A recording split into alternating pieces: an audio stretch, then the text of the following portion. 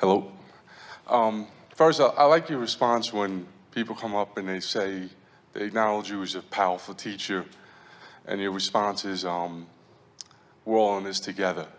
So it feels to me like that says nobody gets the credit, but everybody gets the credit. Well, it tells the whole story, doesn't it? If you weren't exposing yourself to the contrast that caused you to ask the question, there could be no answer. And the answer is the expanding universe. So what part matters more, the answer or the question? If the answer can't come without the question, we are really all in this together.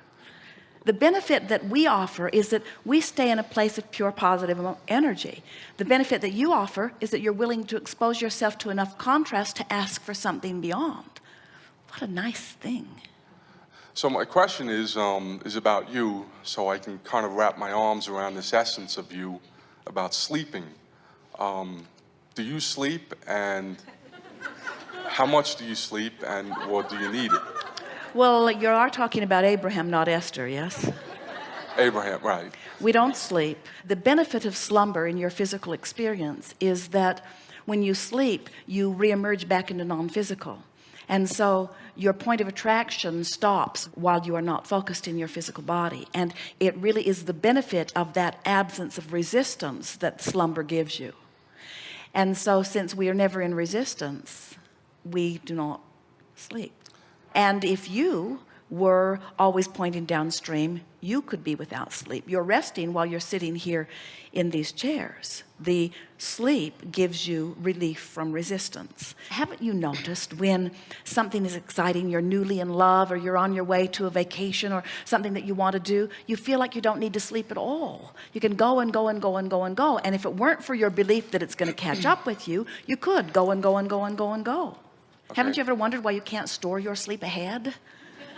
Right. In other words, it isn't about that. It's about alignment. Everything is. So I have a wide array of things that bring me joy on this planet. You know, a couple of dozen subjects and activities. Sleep gets in my way. Well, here's the thing, because what we're hearing from you is something that's getting more in your way than the sleep. And that is, you're feeling shortage of time. What you're saying is there are so many things that I want to do or enjoy doing, and not being able to do them is uncomfortable to me. And we want to come back to that analogy. If you're eating a wonderful meal, you're not feeling bad about all the other meals that you're not eating. And so if you are involved in something that is nurturing your very being, then what difference does it make which of the activities you're using as your excuse for alignment? You didn't come here to get that stuff done. You came here to do it for the thrill of doing it. And so if you're thrilled doing one thing, what difference does it make that you can't do all of the others too? It's the thrill that you're after. It's the alignment that you're after. Give us a detail. I want to sleep 5 hours a day and fully rested, like I slept 8 or 9. Why?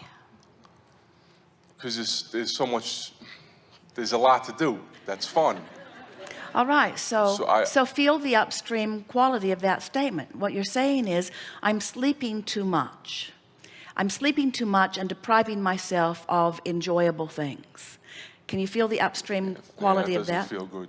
Just make a decision that whatever you are doing, you're going to line up with it. In other words, when you sleep 8 hours and then you wake up and say, I shouldn't have done that, you separate your energy by being negative about something that you've already done. So what we are suggesting is that make a decision to sleep 8 hours and line up with the idea of sleeping 8 hours and sleep 8 hours. Or make a decision to sleep 5 hours and line up with the idea of sleeping 5 hours, and you'll sleep 5 hours. Have you ever played the game? Jerry and Esther have been playing it a great deal. Esther will say, Abraham, please wake me at 5:55.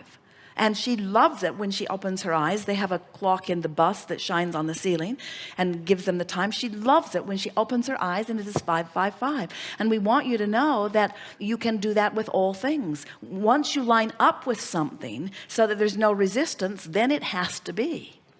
Most humans feel shortage of things that are important to them. Shortage of time, shortage of money, shortage of love. And we want you to realize that all of those things that feel like shortages to you, all of them are just thoughts where you've trained yourself upstream, because there is no shortage. You have all of the time in the world. We're not kidding you. You have eternity. You are an eternal being, and you didn't come here to get it done. You came here to be inspired to move in the direction of something, because it feels good to move in the direction of something.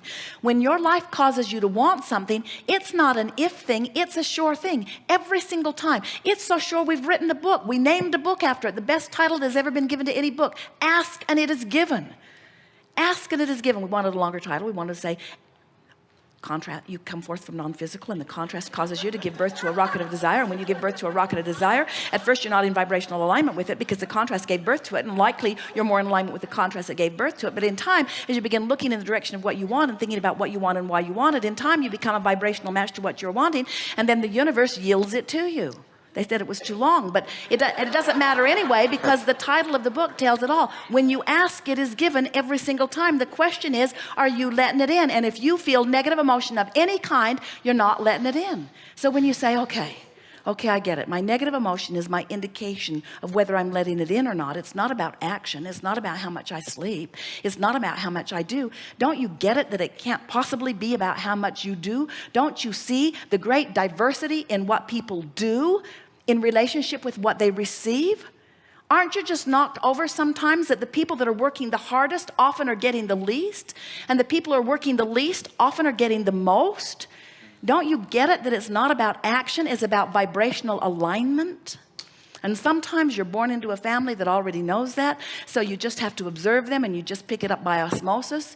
And sometimes, in fact most often, you're born into environments where you're not naturally a vibrational match to what you want, and you have to use your own guidance to come into alignment to it. Good time for a segment of refreshment. We are complete.